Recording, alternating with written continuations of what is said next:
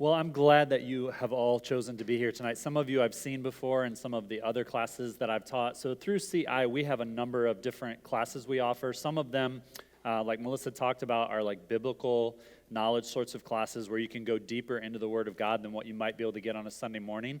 And then we've tried to have some classes as well that's a little bit more practical.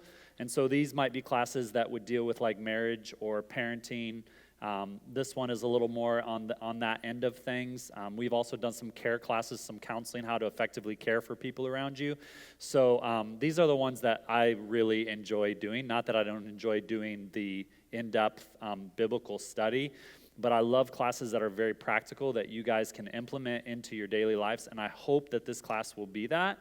Hopefully you can take some principles for this class and you can implement them in your marriage, implement them in your parenting, implement them in your friendships with other people, but you can take what you're learning and actually put it into practice, because we believe that information, if it doesn't transform us, it's not real helpful, right? We can be the smartest people in the world and know everything about everything, but if we're not transformed by it and it doesn't change us and change the lives of the people around us, then it really doesn't mean a lot. So we really want this information to lead to transformation. So just a little bit, for those who do not know who I am, some of you are newer here to Central, you maybe seen me up on the stage a couple of times, but I'm discipleship pastor here at Central Ministries, and I'm in charge of kind of connections and getting people involved from like the first time they come and taking them through processes to get more connected to the church. I teach Central 101, 201, 301 classes. I also have a marriage and family counseling degree, a master's, and so a lot of what I do is that. So I spend a lot of my week, probably almost half the time doing that as well. And then kind of give some oversight to all of our family ministries. I was a youth pastor for 18 years, and then I decided to work with adults. Not sure all the time why I did that, but no, I felt like I wanted to be able to speak into a larger time span of people than just a 4-year period. So this is actually one of the things that I was excited to do when I changed roles, is to be able to have the time to be able to teach classes like this. So this class is called The Blessing. If you didn't get a notebook, make sure you get one. We'll be going through that. I'm going to tell you tonight, as we introduce this, about a book.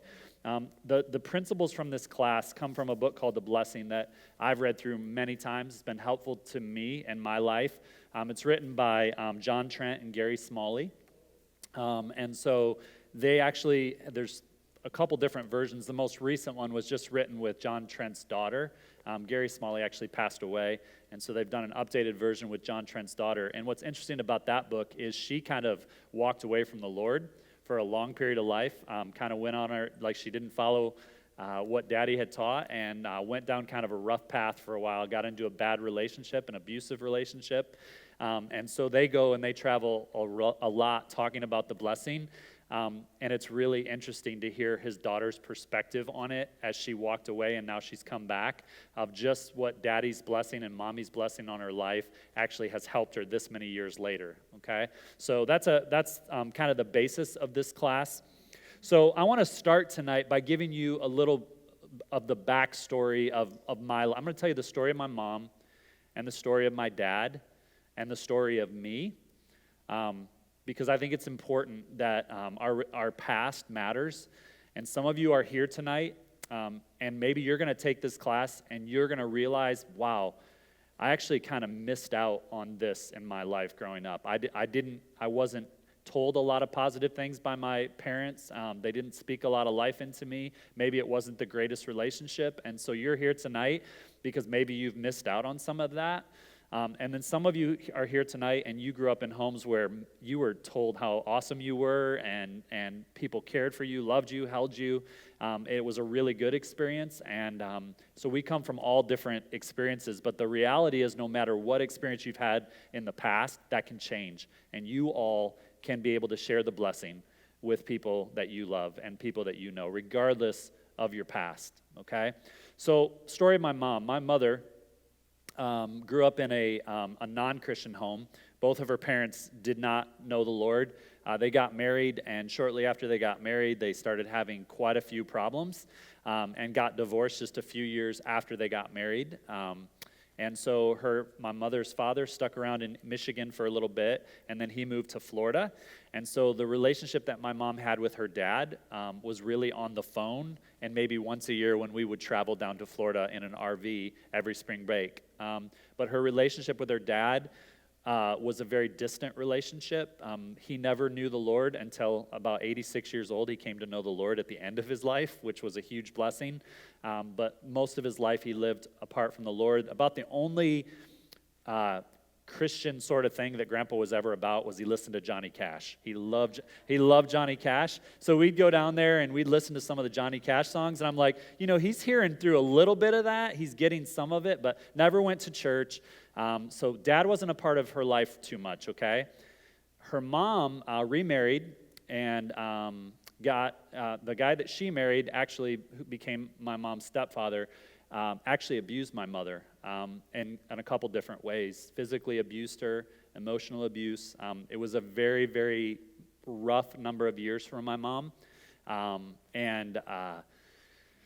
Long story short, she had us as kids, and we kept going over to their house because she wanted us to have a relationship with our grandmother, which was her mom. And so she would go take us to their house and have to face the man who abused her over and over. And about teenage years, she came home one time and she said, she kind of told me some of the things that had happened. She said, we can't keep going over there. Had to find a way to forgive him, but it was a very, very bad environment growing up. She was never affirmed. She was never encouraged. There was no meaningful touch, no spoken future. There was nothing. Mom didn't. So all I'm saying is that my mom grew up in an environment where she just didn't receive any of this, okay? My dad grew up in a Christian home. So they were, I was a Baptist. He grew up in a Baptist family, and they went to church all the time. But one of the things that I realized when I became a little bit older with my dad, because it looked like a healthy thing, right? Like from the outside, you're like, the family stayed together. There was no divorce. And they always told me, Grandma and Grandpa always said, in those days, divorce was the unpardonable sin. And so you stay together no matter what. And so that was great and everything. But what I realized as I got older is that Grandma and Grandpa didn't really like each other very much at all. Grandpa built a wood shop, and I think one of the reasons he built it was to get away from Grandma because she would nag. And I remember saying his name was Howard and her name was Elwanda. And, I'd go out to the wood shop with my grandpa, and she'd call him on a phone. There was a phone in my grandpa's wood shop, and it rang off the hook. And she's like, Howard, it's time to, and then I noticed, I went up one time to their room, and I noticed that there were two separate beds. And I'm like, that's a little bit weird. Don't you sleep? Like, don't husbands and wives sleep together? And found out that Grandma and Grandpa hadn't really slept together for much of their marriage. So that one looked good from the outside, but there wasn't a lot of love shown throughout the home too much, even in that environment. So Mom and Dad came from a couple of different scenarios where maybe there wasn't a lot of spoken messages and meaningful touch and things like that. But they found each other, got married, and decided in their marriage that they were going to, whatever they'd experienced in the past, they were going to make sure it didn't happen to us, right? So Mom, because and this is just how our past affects us, and I want to start here because I want us all to understand we can overcome that, and my parents have. But what my mom initially did to try to make sure that we never had to experience as kids what she had to experience, she wasn't protected, she wasn't kept safe, so there was a lot of rules. So I had a lot of rules growing up of you can't do this, you can't talk longer than 10 minutes on a phone to your girlfriend because nothing happens after 10 minutes, and you can be gone one of the 3 nights on a weekend, and senior in high school, you were doing this like junior senior banquet, and I'm so excited because everyone gets to stay out till like 1 or 2 in the morning. I'd actually got to that point, and she's like, you need to be home at 11 o'clock. And so I remember lying to my girlfriend because I felt embarrassed that I had to be home that early. And there were a lot of rules, but the thing that she did so well is my mother, I knew every minute of every day how important we were to her and how much she loved us, and she made it known that her dream, her whole life, was to have children and to be able to care for children, and that being a mom was the greatest thing that ever happened to her. And she told me that on many occasions, even when I made her life miserable on many, many occasions and said some things that even to this day I regret. She let me know that we were her pride, we were her joy, and there was nothing else in the entire world that she would rather do than to be a mom to her kids. And so she came out of an environment where that was not given, and she found a way to bless us, which is amazing. My dad, even though for him it was hard to speak words of affirmation, I only remember a few times in my life where my dad ever told me that he loved me. It was just not something his family really naturally did, but the way that my dad showed love to me was he showed up at everything I ever did. Like he'd go into work early, never missed a ball game of mine, was always there. That was his way of expressing love to me, was just the consistency of being there. Even though he didn't know how to say it, he actually showed it. And one of the best experiences that I remember shortly before my dad passed away, we had some really good talks. And one of the things my dad told me a couple of times before he passed away was how proud he was of me as his son. And that was an amazing thing to hear. And even throughout life, missing some I love yous, at that point, it made up for a lot of it, just because he had let me know how proud he was. And so sometimes the blessing doesn't always come early on in life. Sometimes we don't experience it in the middle of our lives, but it just feels like God always finds a way to mend some of those things, and I'm just grateful for the experience that I had with my mom and dad and what they taught me, and we're trying to do that with our girls over these years. Like Melissa said, she notices the affirmation. She notices that an encouragement is something that I do. That is not easy for me. That is actually a hard thing for me. It's a challenge. I feel like I need to do better at those things. Meaningful touch is real easy for me. Like to be affectionate is a very easy thing. But I want to encourage you through this class as we talk about the blessing that it doesn't matter what your story is. You have a choice, all of you, whether you choose to bless or you choose to withhold blessing. And so my encouragement is that we bless those around us, okay? So that was a long time on the first slide. But that's just a little bit of the introduction to this class. And I'm going to see if this actually works. Try it now? Okay. Thanks, Rob. Rob's sticking around to make sure everything works well. And so I appreciate that. All right, so Deuteronomy chapter 30, verse 19 is kind of one of the core verses for this class, okay? If you have your Bibles, we're going to actually read a couple of passages tonight. One's a little more lengthy, but we're going to actually give some biblical examples of some of these things. So if you didn't bring your Bible tonight, that's great. But in future weeks, if you'd like to, we'll be going through some scripture every single week. But Deuteronomy 30, verse 19 says, I call heaven and earth to witness against you today that I've set before you life and death, between blessings and curses. I call on heaven and earth to witness the choice you make. Oh, that you would choose life, that you and your descendants might live. So the context of this is Moses is giving a speech before Joshua becomes the new leader of God's people. They'd been wandering in the wilderness for 40 years, and these Israelites had been screwing up a lot, right? Walking away from God, coming back to God, kind of the cycle of the judges. They would disobey, and they would be called to account, and they would be all great for a while, and then they would walk away from God again. And Moses is standing on the precipice of the promised land. He wasn't going to get to go in, and he's like, look, you have a choice before you. You can choose life, death, blessing, or curse, but it's your choice. It's free will. And the first important choice was that they would live in covenant with Jesus, that they would live in covenant with God, the same covenant that God gave to Abraham. So he's sitting there and he's saying, choose life in Christ, but you could also choose blessing, and you could also choose the curse. So there's some Hebrew words that you'll see below with this idea of life or death and the choice that we have. And the Hebrew word for life actually means to move towards, all right? To move towards someone. Life involves movement. So the first Hebrew word for life means that we have the choice to move towards someone, move towards God, move towards others, move towards our spouse, our husband, or our wife. We can make a choice to move towards them, or we can choose death. And the Hebrew word for death actually means to step away.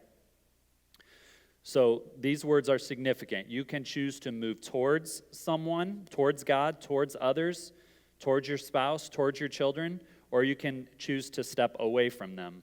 Maybe friendships, mentoring relationships. We all have a choice that we can make to step towards someone or to step away. So that's the question. Are you going to step towards someone or are you going to step away? And then there's this other idea, and it has to do with blessing, okay? So life or death, blessing or the curse. And so the first idea with blessing and the way that it's used in the Hebrew is the idea of bowing the knee, okay? Bowing the knee or bending the knee. I've always thought it's an amazing thing that a camel can actually get down and do this, as huge of an animal as they are. But in many cultures, a camel would be forced to go to their knees so someone that was important or royalty would be able to get on the back of the camel. So when we think about the idea of blessing, that's one of the meanings, is bowing the knee. And it means you are incredibly valuable, all right? So a king had value. A prophet would have value. A queen would have value. And so when you bow the knee, it's showing someone that you are incredibly valuable. And this happens a lot of times in other cultures, but you know where bowing doesn't happen hardly ever? In America. In fact, when they do the Olympic Games, and almost every other country, when the flag is presented or someone, you'll notice the nations bow. We don't do that in America. It's just not a cultural thing for us to bow, maybe because we feel like we're the most important. I don't know what that would be, but there's not a lot of bowing that happens on in America. But in most cultures, bowing before someone shows they have incredible value and they have incredible worth. So the choice is, are we going to treat people like they are valuable? You've heard the phrase, bless the Lord, O my soul. It's the idea of, God, you are worthy, you are of high honor, you are valuable, and I worship you and I honor you. Now, we don't want to worship people, but we do want them to know they matter, that they are valuable. So that's the first picture, is bending or bowing the knee. The second way that this idea of blessing is used in the Bible, it's of adding coins to the scale, adding a coin to the scale, all right? So the greater the weight, the higher the value. The more coins you put on the scale, the more value that would be. So in that culture, when they would talk about blessing, they would talk about bowing the knee, or they would add a coin to the scale. It's honoring someone. When you bless someone because they're valuable, you want to add to their life. So you can just think about this in the relationships of the people who are closer to you, your kids, your husband, your wife, your friends. Do you honor them? Do you let them know that they are valuable, that they have incredible value and incredible worth? And do you move towards them, or do you step away? Okay? So the other word that is mentioned here is actually the word curse. And the word curse, the biblical Hebrew meaning for curse, actually means, this is interesting, to dam up the stream. To dam up the stream, okay? And if you guys have, this is just a picture of the whole purpose of that, but you will know, like in Arizona, from what I understand, I haven't been to Arizona a lot, but there's a lot of dry riverbeds in Arizona. So they'll like kind of dam up the water and keep it all in one area. So if you're way downstream, you might not even see any water there. Our rivers tend to flow pretty smooth up here. We got a lot of rain, but down there's a lot of dry riverbeds. And so the idea of damming up the stream is actually there is water available. There is something good that's available, but it's not getting to where it needs to get, okay? Some of you in your life, when it comes to the blessing, we'll talk about this a little. In your book, you'll see questions to consider. But do any of you remember, so when I was little, they had these gumball machines, and you could put the quarter in and you turn the thing, and then sometimes it did this really cool like trip through all, and it was really neat, and you'd get your gumball and you'd be excited to get your gumball. Well, the picture of damming up the stream might be those times where you put that quarter in there and you went to turn it, and the gumball, either the quarter didn't work or the gumball didn't come out, and how mad it made you. It's like it was so close, like you wanted that gumball so bad, but it didn't get to you. And that's the feeling that some of us have when we have someone in our lives that we want them to love us, we want them to encourage us, we want them to speak into our life, and it just seems like the words never happen, right? It's like there's this damming of the stream, and the blessing never gets through, the water never gets through. Many of you guys know the woman at the well story, right? And I want to read that because when I think of this idea of a person that had gone through most of their life and they just never had experienced blessing, And then Christ comes her way, and for the first time she feels valuable. She feels like she has worth. She feels like somebody cares about her. I mean, her account is mentioned in John chapter 4. And I just want to read a few verses to you. It says, when Jesus learned that the Pharisees had heard he was making and baptizing more disciples than John, though Jesus himself was not baptizing, but his disciples were, he left Judea and he went to Galilee. And he had to travel through Samaria. So he came to a town of Samaria called Sychar, near the property that Jacob had given his son Joseph. Jacob's well was there, and Jesus, worn out from his journey, sat down at the well, and it was about noon. A woman of Samaria came to draw water. "Give me a drink," Jesus said to her, because his disciples had gone into town to buy food. And she looks at him and says, "How is it that you, a Jew, ask for a drink from me, a Samaritan woman?" She asked him, for Jews do not associate with Samaritans. So the first thing that this woman notices when Jesus comes to her is, wait a second, you're a Jew, I'm a Samaritan. We all know the story of the Good Samaritan, right? Jews and Samaritans did not get along very well. And this woman was at the well probably in the middle of the day, which would have been the hottest part of the day. Another thing that you would understand in that culture, women didn't go out to get water typically in the middle of the day, and they typically didn't go out alone. They would typically go with a group of other women, and it would be later in the day because it would be a lot cooler. So this woman is a Samaritan, one knock against her. She's a woman, which in that culture, there was not the high standing for women in that culture. So she's a Samaritan woman. She probably didn't have a lot of friends there with her, and Jesus comes, and she probably felt like, the damming of the stream, like there hadn't been a lot of positive in her life. And he comes and he gives her attention. And he says, if you knew the gift of God and who is saying to you, give me a drink, you would ask him, and he would give you living water. Sir, said the woman, you don't even have a bucket, and the well is deep. So she didn't understand who Jesus was at this point. So where do you get this living water? You aren't greater than our father Jacob, are you? He gave us the well and drank from it himself, as did his sons and livestock. And then Jesus said, everyone who drinks from this water gets thirsty again, but whoever drinks from the water that I give will never get thirsty again. In fact, the water I give him will become a well of water springing up in him for eternal life. And so he goes on and he talks about her story and finds out she has 5 husbands, 6 husbands. So this woman has just had a very, very rough life. And Jesus comes, and the stream was dammed, right? And he offers her this living water of Christ that flows. And he gave her purpose. He gave her meaning. He gave her attention. He showed that he cared for her. And her life was changed. Her life was transformed, right? She actually goes out and starts telling other people. I was talking to Melissa today. She's like, yeah, one of the probably the first missionary of Christ might have been this woman. Her life was transformed by someone that showed her attention and someone that gave her living water. We can be a person that comes alongside people that are struggling for whatever different reason, and we can offer that same encouragement and hope of Christ to them. So I hope that would be something that we would choose. All right? So choosing life with Christ, that's the important thing. Choosing life with Christ is the most important thing we can do. And then as we do that, then we can give life to others, okay? The cool thing with God is as it says in your book, God doesn't force his will on anyone. He lets us decide whether to reject or follow him. But that decision is a life or death matter. And by his grace, he never gives up on us when we pull away. That's not what happens in human relationships, right? We tend to get self-protective. We start missing opportunities. We become frustrated, and we miss opportunities to bless others. So I hope that through this class, we will choose to bless. We will choose to allow Christ, because he gives you the ability to do anything that's of value and anything that's of worth. And through Christ, we can care and we can show love and attention to everyone, okay? So on the bottom of page 3, I would love it if through this class, we take some things that we learn every night and we try to actually implement those things in the people around us, right? That we actually put into practice some of the things that we're learning. So you'll see in here some questions to consider. And as you think about who you were and where you were living at 10 years of age, can all of you guys go back to 10 years of age? Can all of you guys, does your mind get you back there? Okay. Sometimes as I get a little bit older, it seems like it's harder to remember all of those stories. But think back to who you were and where you were living at 10 years of age.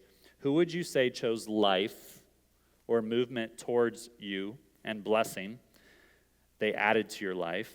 in regards to you? And who would you chose to step away and subtract from you?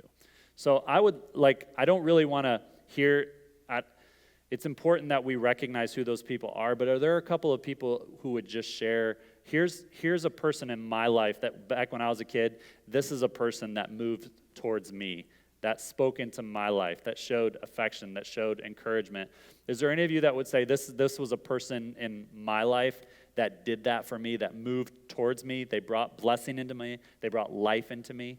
Does anybody have someone who did that? Yeah? Sixth grade teacher. Okay. My father was alcoholic and absent a lot, Okay. and my mother was a school teacher and knew this other male school teacher, and he was my, I don't know what you call him, fill-in father is what I call him. Yeah. And Yeah. so for all the events, he definitely moved, Towards you. very much. His dad was continuing to fight the alcoholism battle and distancing himself from everything and everyone.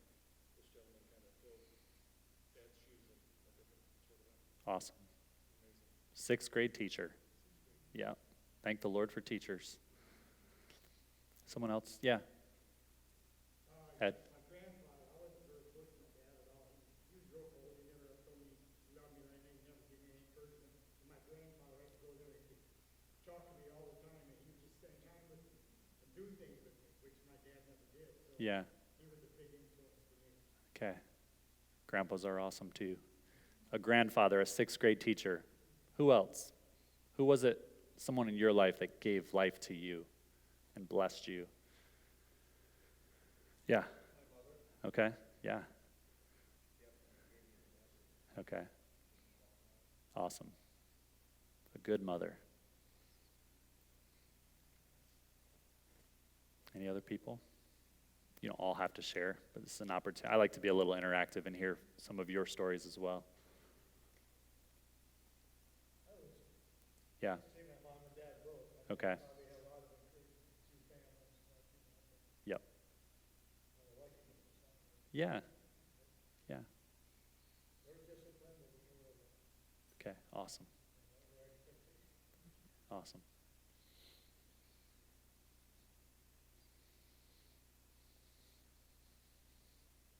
Yeah. Who was it, Pat? I think my life, there was a lot of people, Okay. just our family. You know, I was the youngest of five, and even the oldest brother had to be home at 9 o'clock for devotions. And it was just an unwritten, very loud law that Yep. God's number one. God is number one. Yeah. Made that very clear to you. They made that very clear to you that God was number one. Awesome. Awesome. Well, I want you to think of those people. I'd like to write some of these things down because as we look back, I want to be thankful for the people in my life, and I want you to be thankful for the people in your life that chose to move towards you. I mean, it's interesting, like some of you, I love the idea of the sixth grade teacher because some of you, maybe, I don't know what everyone's story is, but maybe some of you don't have any kids or they're just not a regular part of your life or you don't have a wife or you're not married. We all have different stories, but the reminder through like a sixth grade teacher or anything like that is all of you who are in here have an opportunity to be the blessing for other people. That's why mentoring relationships are so important, of just coming alongside someone who needs they didn't have what some of you guys were fortunate enough to have. It's why mentoring is so important. And so sometimes it can be anybody. It could be a student in the classroom, anybody that you teach. All of us have an opportunity to get life and blessing to people. But you know, some people are like broken gumball dispensers, right? Like I talked about, you lost money, your purchase got stuck. How did that make you feel? It was frustrating. It was like, it feels like that's so close to be able to get it and I just can't get it. And some of you have felt that way, like you've tried so hard to get a blessing from a spouse or a parent, and you just haven't been able to. And how might a child or a spouse feel if she were this close to getting the blessing but couldn't receive it? The next question, have you ever felt this close to blessing someone with an encouraging word or action but couldn't seem to complete it? What kept you from following through? You know, sometimes it might just be our pride, you know, like If they're not going to affirm me, I'm not going to affirm them. There can be many reasons why we choose not to, but I really want to encourage us to do it. So one practical thing you might do is to actually choose a member of your family, someone in your family, and bless them with a card this next week, store-bought or homemade, and make sure the card says something of value that will bring life to the person who receives it. So this is just a small, as we go throughout this class, I'm going to give you lots of small ideas that you could do, but maybe there's somebody in your life that you're just like, I need to bless them. I need to let them know how valuable they are, because you never know what something like that could mean to someone, okay? So the next page, we're going to move on to this kind of next section. And this is where I wanted to get a little bit more in. I wanted to read this whole account because it's kind of the premise for this class. The Bible talks a lot about blessings. There's a lot written about Old Testament blessings. We'll talk about a priestly blessing in the next couple of weeks. But this is the story that's kind of the basis of the book that was written, called The Blessing. And I think it's really, it's a very interesting account. So if you want to go to Genesis chapter 27, I'm going to read this account. And you're going to notice that as we read through Genesis 27, all the elements of the blessing are going to be in here. And I'm going to give you what those elements are, because I keep using this word, and some of you are like, okay, what is it though? Okay, and so we're going to get to that in just a minute. But in order to get there, we're going to read this account from Genesis chapter 27, and it's actually entitled The Stolen Blessing. And if you're familiar, Jacob and Esau, this is the story of Jacob and Esau, and this comes after the birthright, okay? So, Jacob and Esau, that Jacob was the younger son, Esau was the older son, so he should have gotten the birthright, the inheritance, and he got really hungry one time, and he sold his birthright to Jacob. So Jacob already had his birthright, and now this speaks of something different than the birthright. It actually speaks about a blessing. So I'm just going to read this. It says in Genesis chapter 27, when Isaac was old, and his eyes were so weak that he could not see, he called his older son Esau and said to him, my son. And he answered, here I am. And he said, look, I am old and don't know the day of my death. So now take your hunting gear, your quiver and your bow, and go out in the field to hunt some game for me. And then make me a delicious meal that I can love and bring it to me to eat, so that I can bless you before I die. Now Rebekah was listening to what Isaac said to his son Esau. And so while Esau went into the field to hunt some game, Rebekah said to her son Jacob, listen, I have heard your father talking with your brother Esau. He said, bring me game and make me a delicious meal to eat, so that I can bless you in the Lord's presence before I die. Now, my son, listen to me and do what I tell you. Go to the flock and bring me 2 choice young goats, and I will make them into a delicious meal for your father, the kind he loves. Then take it to your father to eat, so that he may bless you before he dies. And Jacob answered Rebekah his mother, look, my brother Esau is a hairy man, but I am a man with smooth skin. Suppose my father touches me, then I will be revealed to him as a deceiver and bring a curse rather than a blessing on myself. And his mother said to him, your curse be on me, my son. Just obey me and go get them for me. So he goes out and gets the goats and brings them to his mother, and his mother made the delicious food that his father loved. And then Rebekah took the best clothes of her older son Esau, which were in the house, and had her younger son wear them. And she put the skins of the young goats on his hands and the smooth part of his neck.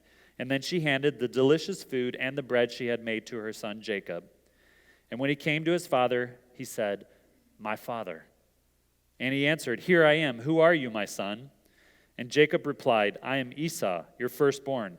I've done as you've told me. Please sit up and eat some of my game, so that you may bless me. But Isaac says to his son, how did you find it so quickly, my son? And he replied, because the Lord your God made it happen for me. So he may have had some questions, right? Some of you guys are like, there is no way that another son could make his voice sound that much like his brother. Like, dad must be crazy to be confused in that way, right? But he probably had a little bit of a clue that something didn't seem quite right, because he goes on, and then Isaac says to Jacob, please come closer so that I can touch you, right? So there's something not quite right about this. I want you to come close so I can touch you. Are you really my son Esau or not? And so Jacob came closer to his father Isaac, and when he touched him, he says, the voice is the voice of Jacob, but the hands are the hands of Esau. He didn't recognize him because his hands were hairy like those of his brother Esau, so he blessed him. Again he asked, "Are you really my son Esau?" And he replied, "I am."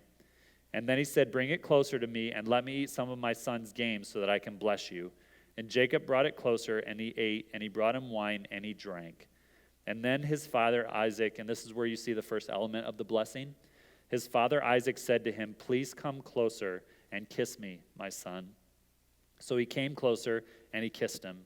And when Isaac smelled his clothes, he blessed him and said, "Ah, the smell of my son is like the smell of a field that the Lord has blessed." Would that be a compliment if any of you heard that from your parents? I don't know.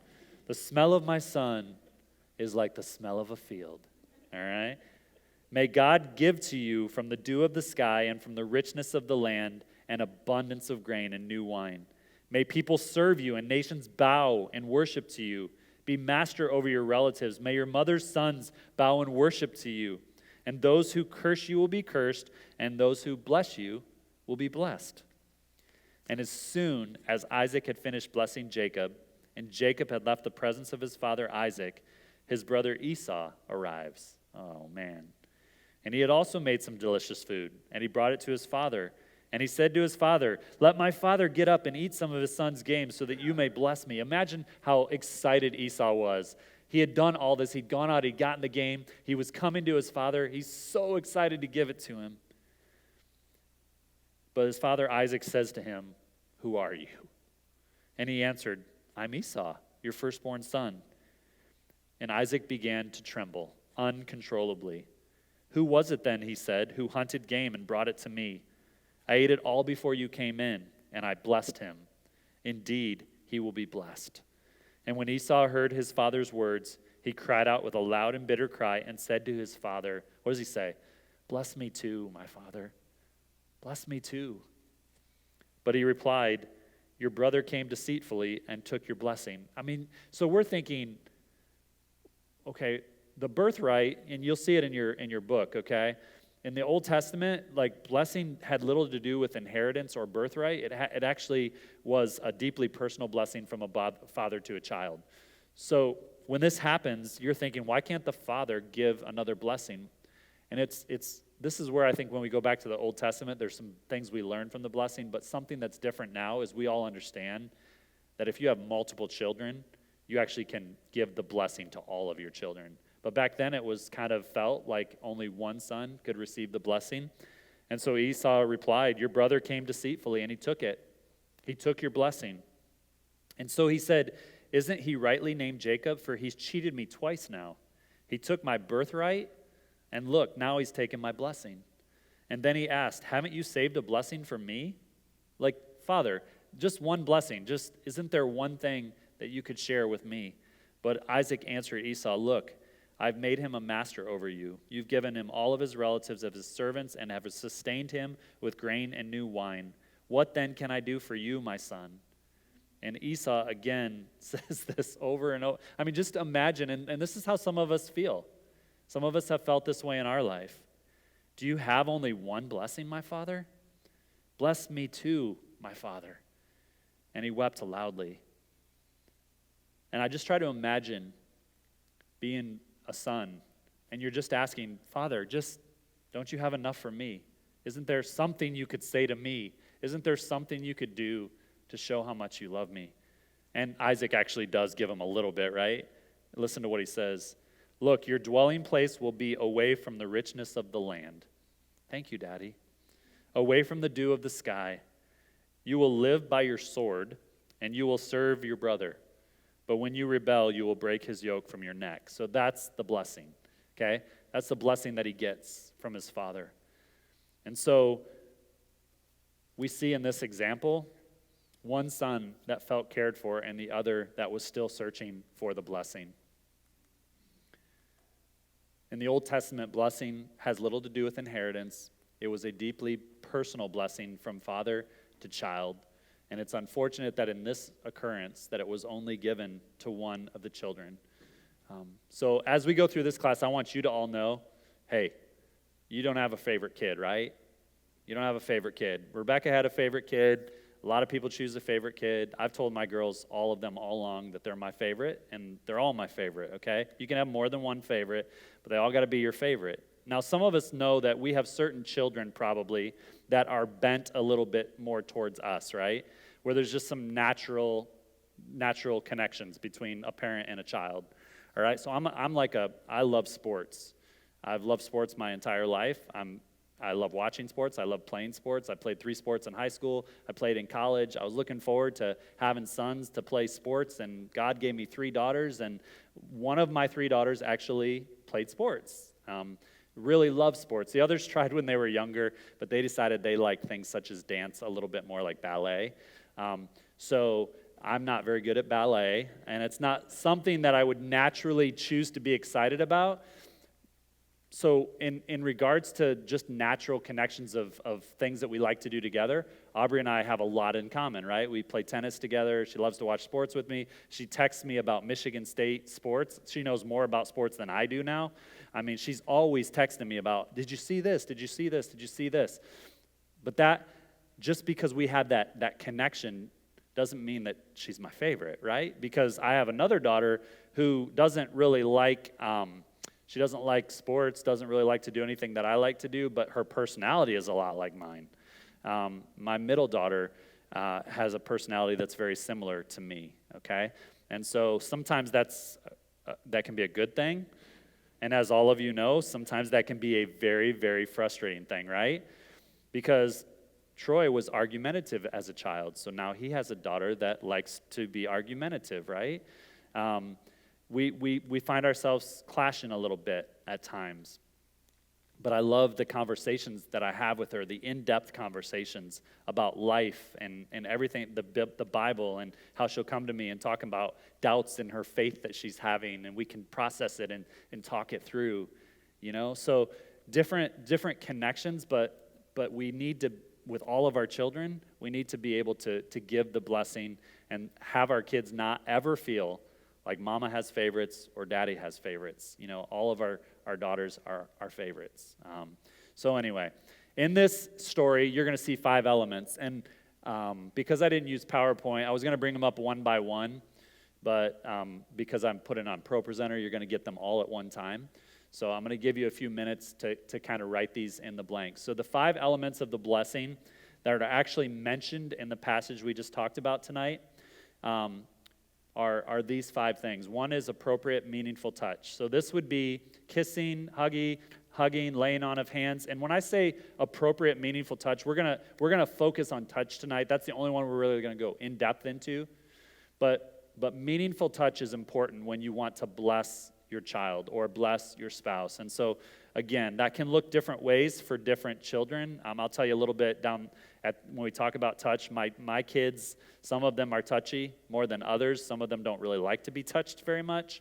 And even as we go throughout this class, at the back of your manual, you're going to see something called the 5 love languages. And I would love for you guys to think about this a little bit more. If you've not, go through this with your kids. We all have different ways that are natural for us to be shown love and to give love, but they're all important. So meaningful touch is appropriate, meaningful touch. Kissing, hugging, laying on of hands, rubbing feet, kiss on the forehead, whatever that might be. The second element of a blessing is a spoken word or a spoken message. This can be written down or said out loud, or preferably both. A spoken message of value, okay? So sometimes we feel, I think there are times where people feel, if I don't speak negative words, then that's good enough. As long as I don't speak negative words that cut someone down, then I'm not actually hurting them or harming them. Well, I would actually say you might be, because there needs to be a spoken message or words that actually show value. It's not just the lack of negative words, it's actually speaking words that actually do make someone feel valued. Like, I love you, you are beautiful, you did great at your game tonight. Whatever those things might be, I'm proud of you, son. All of those are words that matter, okay? So that's another element of the blessing. The third is attaching high value. Now, all of us may not say the smell of my son is like the smell of a field. That might not work. That may not work for your significant other. But what are some word pictures that you can give, or what are some things that you can say that really attach high value and let them know how special they are to you and how wonderful of a son or how wonderful of a daughter that they are? When my mother told me that her dream her entire life was to be a mother, and there's nothing that makes her happier than being my mom, like, that means a lot, because I really did make her life miserable at times. So I have asked her sometimes, did you really mean that? And she's like, yeah, it doesn't matter what we do. I love you, and I will always love you. And she's reminded me of that many times. My mother texts me quite often now, more after my dad died. She texts me all the time how proud she is and how proud my dad would be of me. I mean, it's like all the time. She wants to hear every one of my sermons, like every single one of them. She makes me like tell her, and she gets mad when I'm at Leo campus because she doesn't get a video of it. And so she's had them tape it sometimes. Like knowing what she went through in her life, it's like she's going to do anything in her power to never have to make me wonder whether she's proud of me or not, So that's high value, right? Like, that makes someone feel really special when a parent will do that. The next thing is a special future. A special future. And we'll get more into each of these individually, but this is just, I see some gifts in you. I had a youth pastor who did this for me, special future. I was going to be a business guy.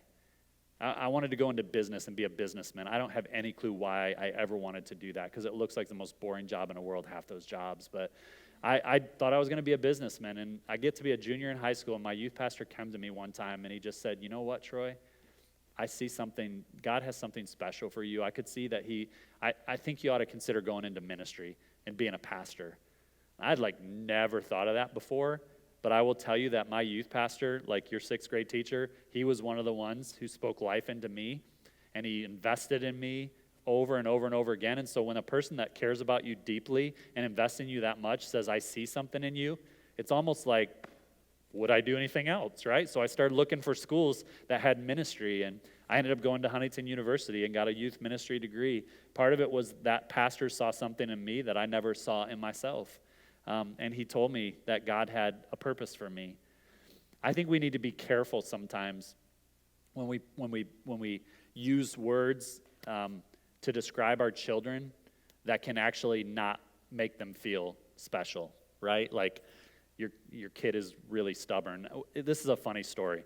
So we have, and we laugh about this because we have some friends in our life group, and they have a son that, this kid, I love hearing the stories because she's going to have the most amazing stories as he gets older, but her son, he's just naughty. The things that he does, she comes to life group and tells stories every single week about something that he's done. Like, he learned to jump a fence. There was a time where he got out in the front door. They actually they have to put extra locks on the top of the door because he can figure out how to get out the bottom. He's 2 years old, and he's figuring out how to get out the house. And so he grabbed a chair one time, got up on this chair, unlocked it from the top. Mom was just doing something else. She walks out, the door's open, the front door's open, it's pouring rain outside, and her son is down at the bottom of the driveway, stomping and splashing in mud puddles, at the bottom of the driveway at 2 or 3 years old. He climbs up on the counter and gets coffee cups out and pours himself something to drink. It's all the time. There's always something, and he's kind of gotten a name for that. They call him Naughty Neil, because he's naughty, We all have naughty kids, didn't we? But we were just talking at life group the other night. I'm like, we've got to come up with another name for Naughty Neil, because you don't want Naughty Neil to grow up just thinking that's what he is, right? And so I don't know if we came up with a word, but we had fun just talking about it. We got to come up with things that actually promote or picture a special future, because sometimes we'll actually live out sometimes what people say about us.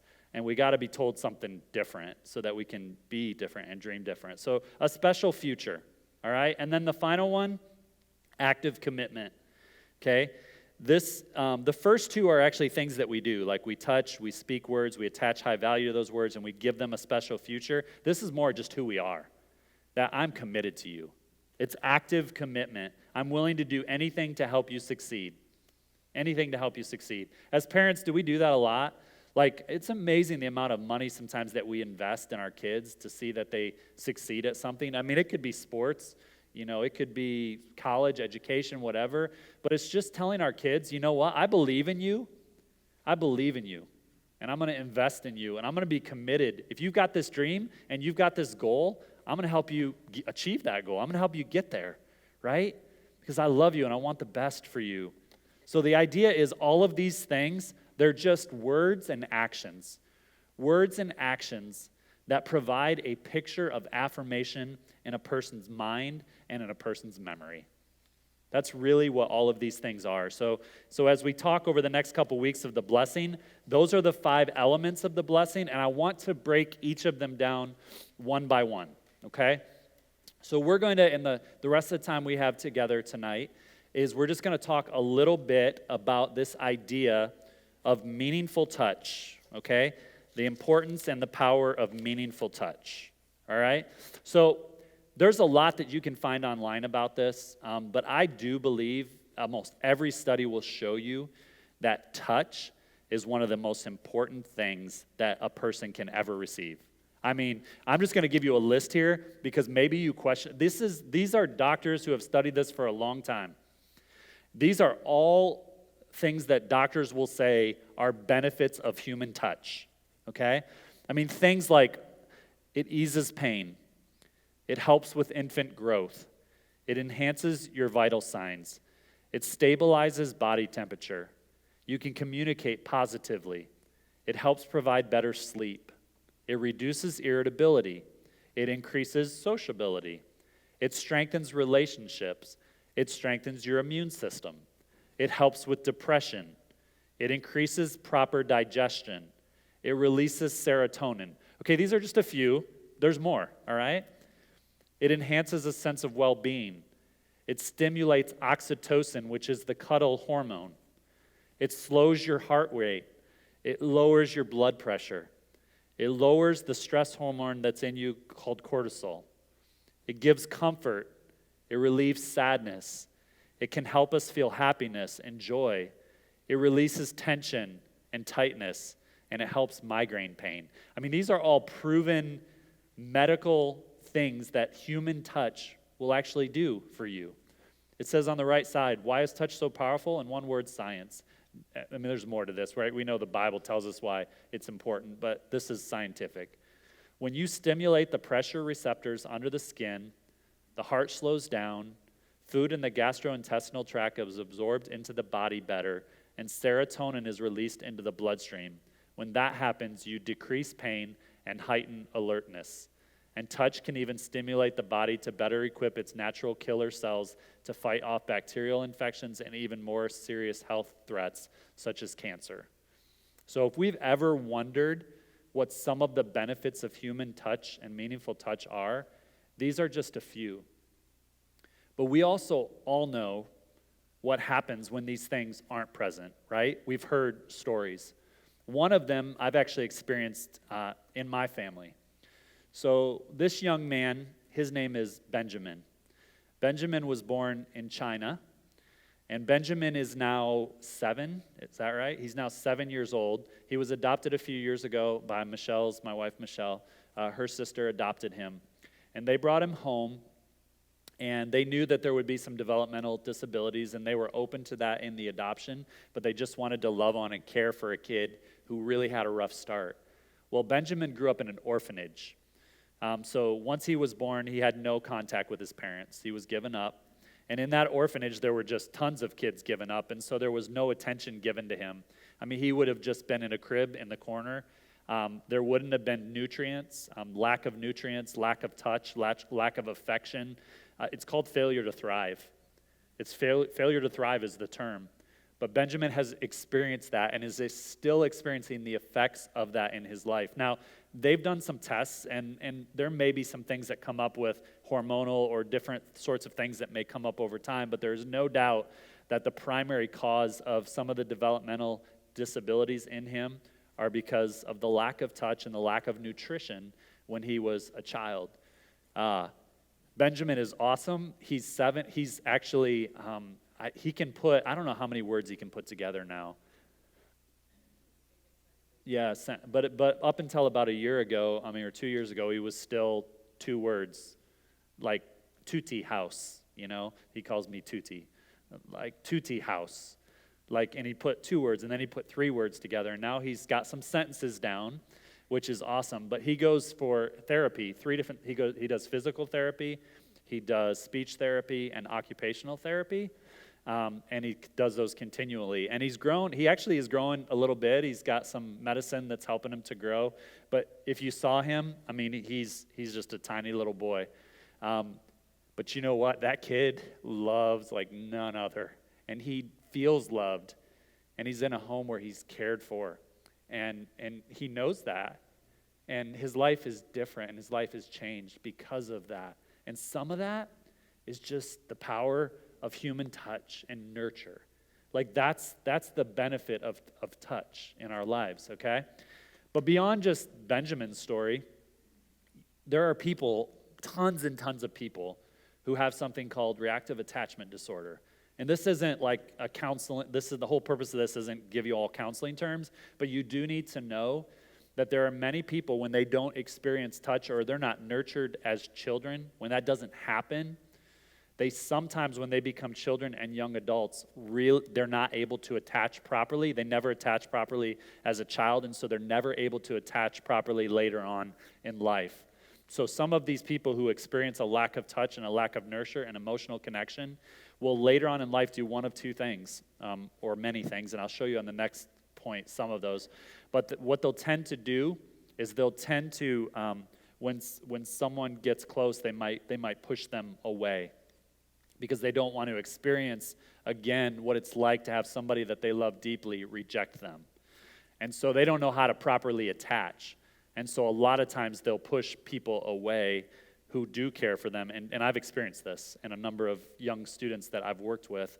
They get close, and then the closer they get, they start hijacking the relationship, because the last thing they want is for someone to leave them like someone has left them before, or to experience rejection like they've had to experience. So they may go that direction, but other people who can't properly attach or haven't properly attached, they tend to go a different direction, and they'll try to attach to anything that will give them value and purpose and will make them feel good about themselves. So that could be things such as athletics, or it could be drugs or alcohol or academic success. They'll just keep pushing and pushing and pushing until they're the best at everything that they do. Sex, workaholics, cults, gangs.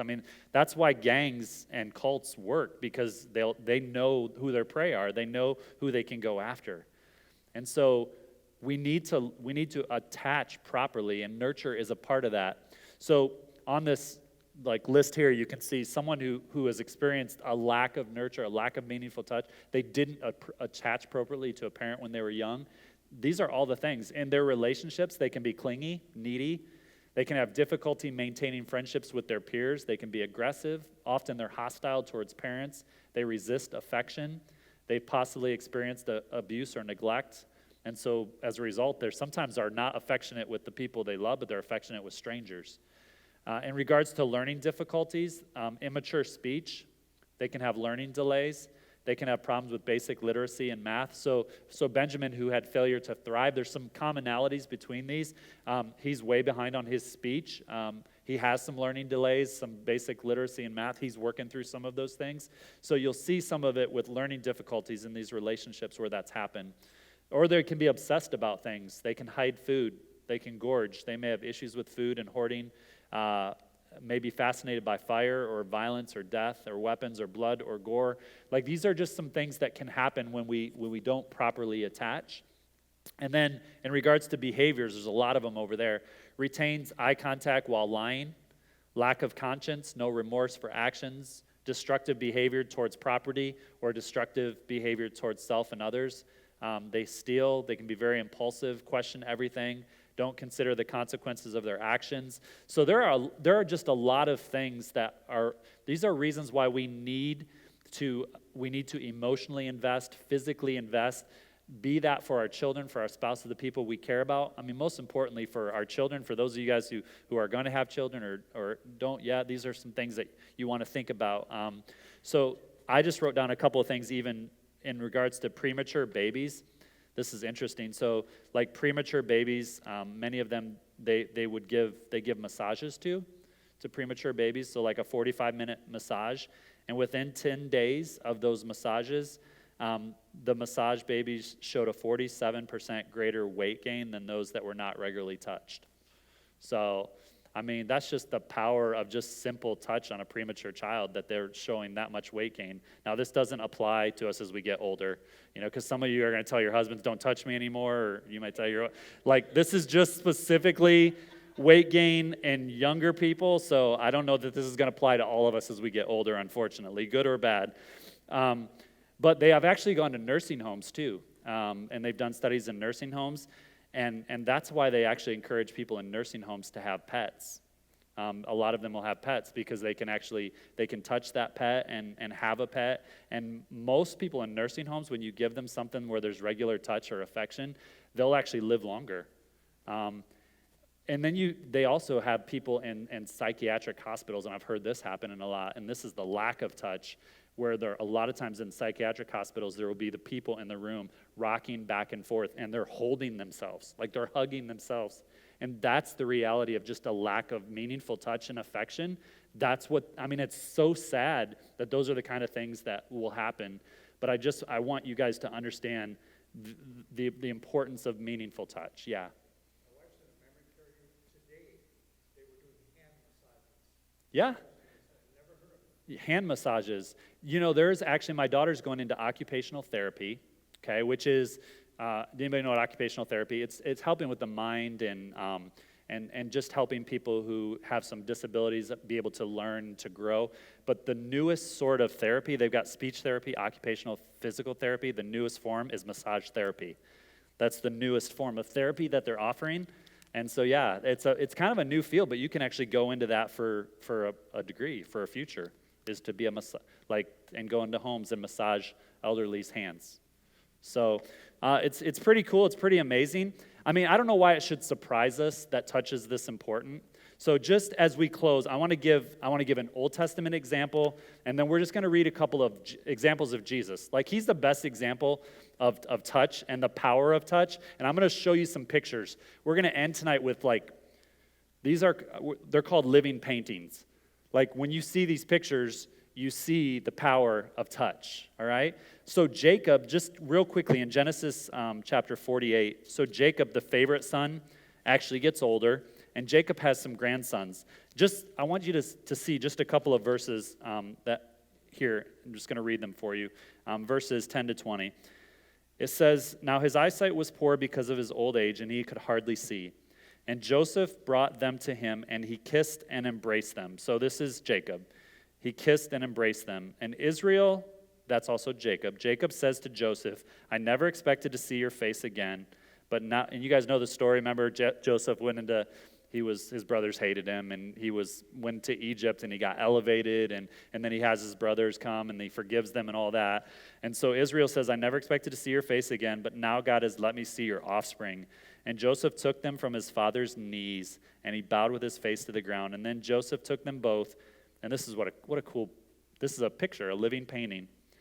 And Joseph took them both with his right hand, Ephraim towards Israel's left, and with his left hand, Manasseh towards Israel's right, and he brought them to Israel. But Israel stretched out his right hand and put it on the head of Ephraim the younger, and crossing his hands, he put his left on Manasseh's head, although Manasseh was the firstborn. And then he blessed Joseph and said, "The God whom my fathers Abraham and Isaac walked, the God who's been my shepherd life and day, the angel who's redeemed me from all harm, may he bless these boys, and may they be called by my name and the names of my fathers Abraham and Isaac, and may they grow to be numerous within the land." And when Joseph saw that his father had placed his right hand on Ephraim's head, he thought it was a mistake, and he took his father's hand to move it from Ephraim's head to Manasseh's.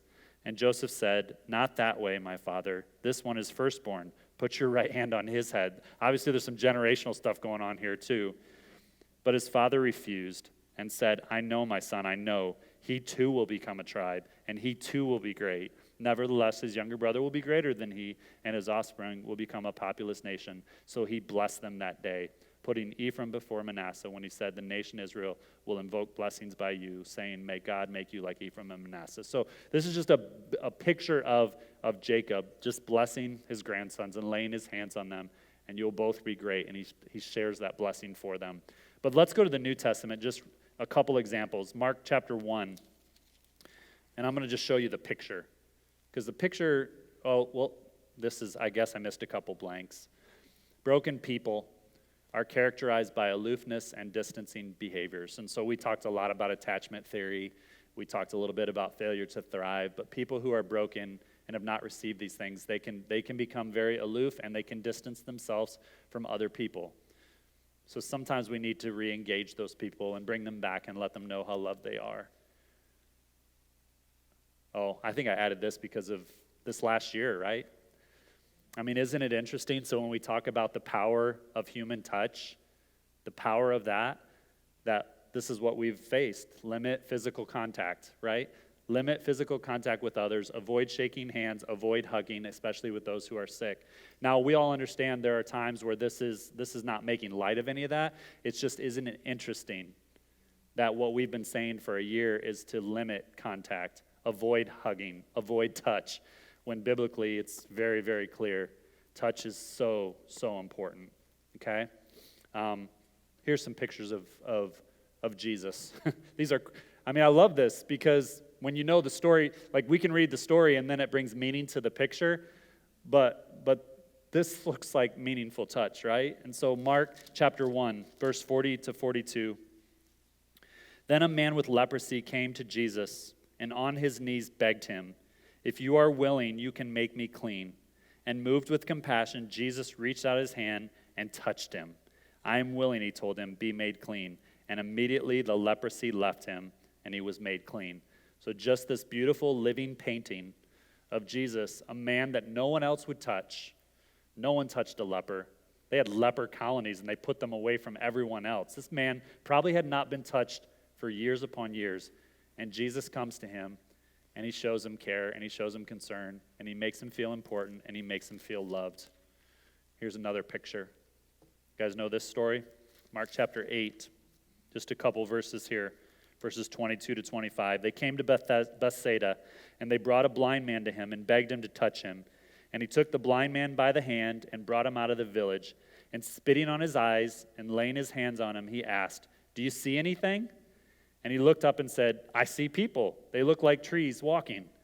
Again, Jesus placed his hand on the man's eyes, and the man looked intently, and his sight was restored, and he saw everything clearly. All right? A man who had never seen, the key to his healing was what? Touch. He touched him, touched his eyes. Here's another picture. We see a lot of these pictures of Jesus. Mark chapter 10, the value that Jesus had for children. People were bringing little children to him in order that he might what? To bless them. It says touch them or bless them. That's why they brought him to Jesus, because they knew this guy would bless them. This guy would touch them. He'd make them feel loved and valued. But the disciples rebuked him. And when Jesus saw it, he was indignant and said, let the little children come to me and don't stop them, because the kingdom of God belongs to such as these. Truly I tell you, whoever does not receive the kingdom of God like a little child will never enter it. And after taking them in his arms, he laid his hands on them and he blessed them. Okay? Tremendous blessing. Tremendous blessing. Another story that maybe you're familiar with. This is in Matthew chapter 8.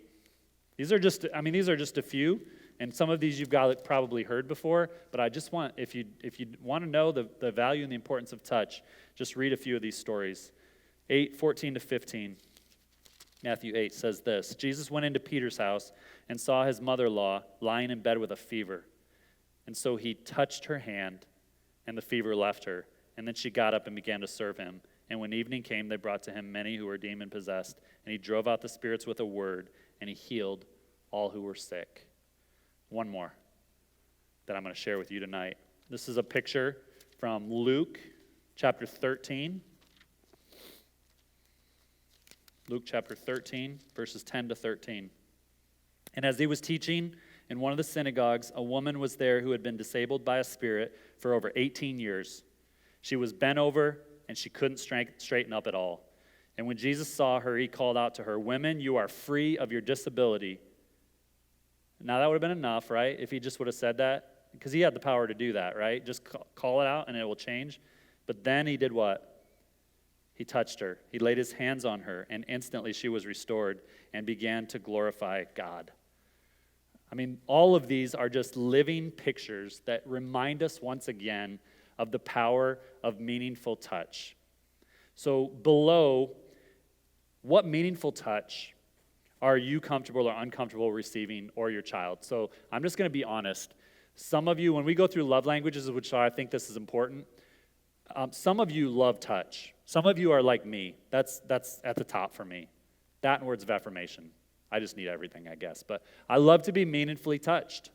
There are times, Michelle knows this, where I will go, she's sitting in the chair, I will go sit next to her. If she's doing something, I'll like lean into her, grab her hand.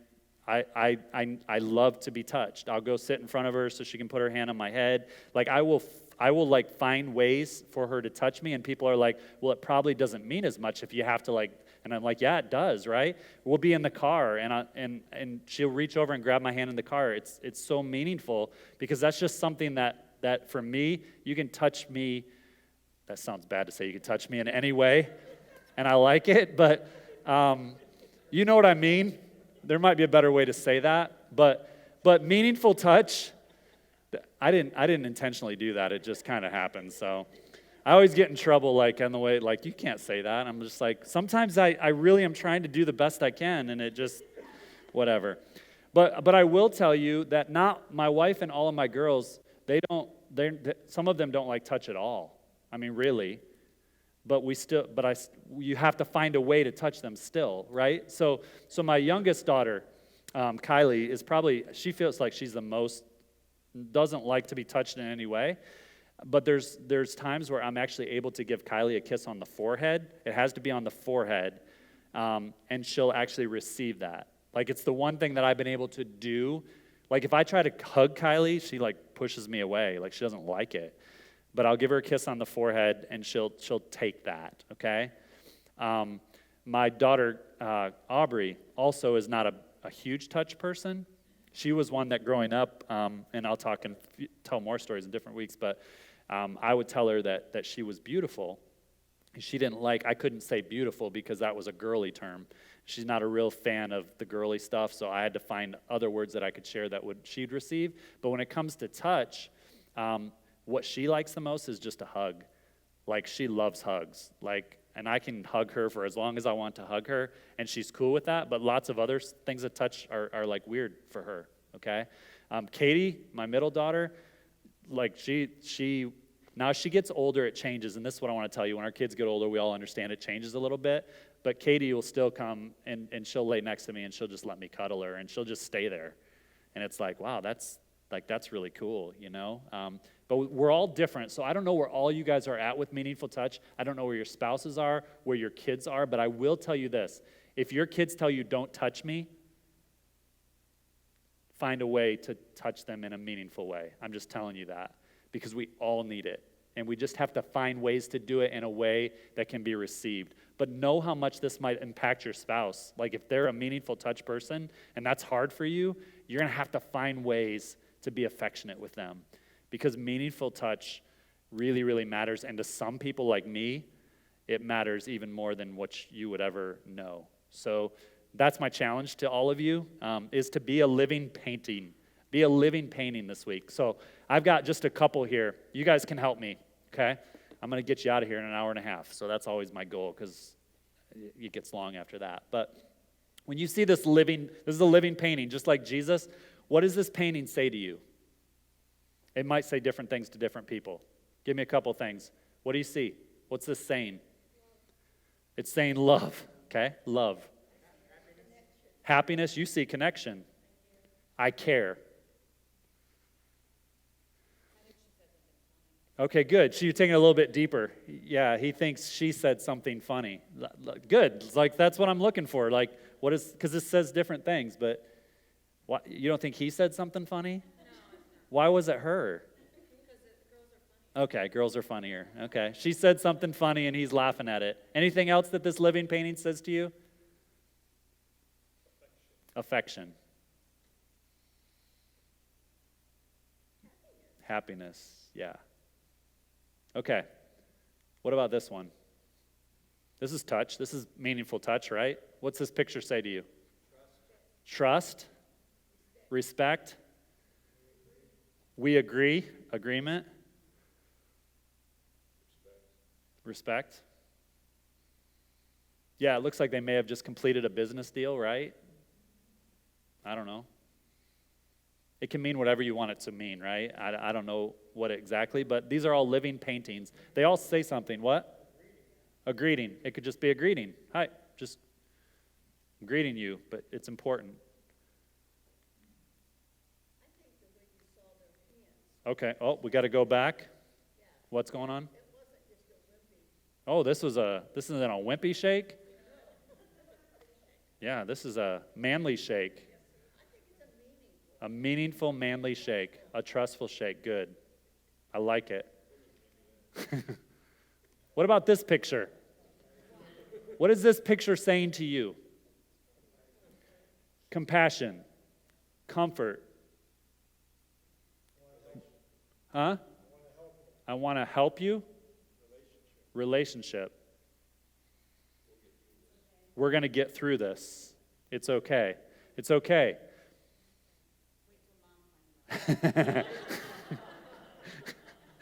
It could mean that. It could mean that. You're in trouble. I mean, maybe a couple of us. I put this one up here because this is a little difficult. Like, this looks like, son, you might be in trouble. But when I saw this picture, I feel like the son maybe feels like he failed. Like, that's what it felt like to me. And dads can all say different things with their looks, but like, you're still my son. It's going to be okay, Like, this doesn't have to be final. Failure isn't final. And it may not mean that, but that's what this said to me. And just that hand on the shoulder, any of you had someone do that? Just the reassurance, it's going to be okay, You're going to get through this, all right? What's this picture say? Joy. You see joy. What's that? Pure joy. Pure joy in the rain, right? And we're going to experience this together. This is actually going to be fun, right? Like, yeah, sometimes rain is a downer, and we kind of get, oh, I'm all wet. This doesn't look like that, does it? Like, let's play in the rain. I wonder if after this, if the umbrella went away, and they just started going in the puddles together and playing in the puddles. Maybe not. But, yeah, just anything else this says? Anything else? Huh? Ecstasy. Yeah. Yeah. The little girl is sheltering mom. Yeah. Yeah, does that mom look like she adores that child? I got you, babe, and you got me. Yep. Yeah. One more. What does this say? Love. Returning after a long journey. Yeah, the passport's there, so maybe this is at the airport. They've been apart for a long time. Or a goodbye. It could be could be the other way. A goodbye. You see love? Mm-hmm. Okay. Comforting? Okay. It's going to be okay? Yeah, I'll see you soon, or I'll see you again. I'll miss you. I don't know, whatever those things might be. These are just some living paintings because as you go out from here tonight, I really want to challenge you with a couple things. One is you need to write that letter to somebody, but the other is this. What might be the title of a living painting you could be a part of this week? Maybe, just maybe, I'll come sneak around at your places and I'll bring my little phone. And then next week we'll have the class and some of you guys will be up on the screen. I don't know. Huh? Yeah, exactly. No, I probably will not do that, but I would love for you guys to be a part of a living painting. And maybe this is with your son, maybe this is with your daughter, Maybe this is with your husband. Maybe this is with your wife. Maybe this is with a friend. But consciously think, in some way, I want there to be meaningful touch, somebody in my life that matters to me, to let them know that I love them and that I care about them and that we're going to get through this together. And I know that there are some of you here tonight, this is always the case when we have classes like this, that you're not in the greatest place with a child. Your child might be a prodigal. Your child might be running away. You would long to hug them and do a living painting, but it's not possible right now. Or maybe in your marriage or your relationship, you feel hopeless, and the last thing you want to do is leave a class like this and think about writing your husband a note or writing your husband a letter or meaningfully speak into your husband or your wife's life and be that example of a blessing to them. I mean, we all have a choice. We can choose to move towards someone, or we can choose to step away. And my prayer tonight is that all of us would choose to move towards people, to add coins to the scale, to bow the knee. You are incredibly valuable to me, and even though I can't stand you sometimes, I love you more than you'll ever know, and we're going to fight for this. We're going to fight for this relationship because that's what Jesus would have done, and he never gave up on anybody. Even when the stream was dammed, he opened it up. He gave living water. And all of us can be an example of that to the people that we love the most. So maybe you be inspired to do that, okay? So thank you for coming tonight. I appreciate it. I hope that this has been helpful to you, valuable to you in some way. And I just want you to know that as you wrestle with all of these things, I'm wrestling with them as well. And you'll hear stories in future weeks of where my struggle might be with some of this. But I believe that God wants us to bless people. I really believe it. And so let me say a prayer, and then you guys can be on your way. Our God and Father, we thank you so much for this evening. I thank you for everybody who's here tonight. Lord, I know there are so many things that we could be doing, so many places we could be. And I just thank you for those who decided to show up here tonight to think about this idea of the blessing and how we can be instruments of blessing people in our lives.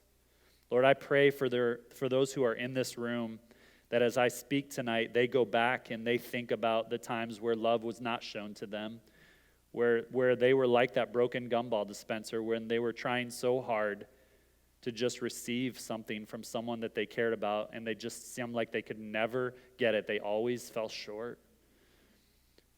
Lord, I thank you for redemption and hope.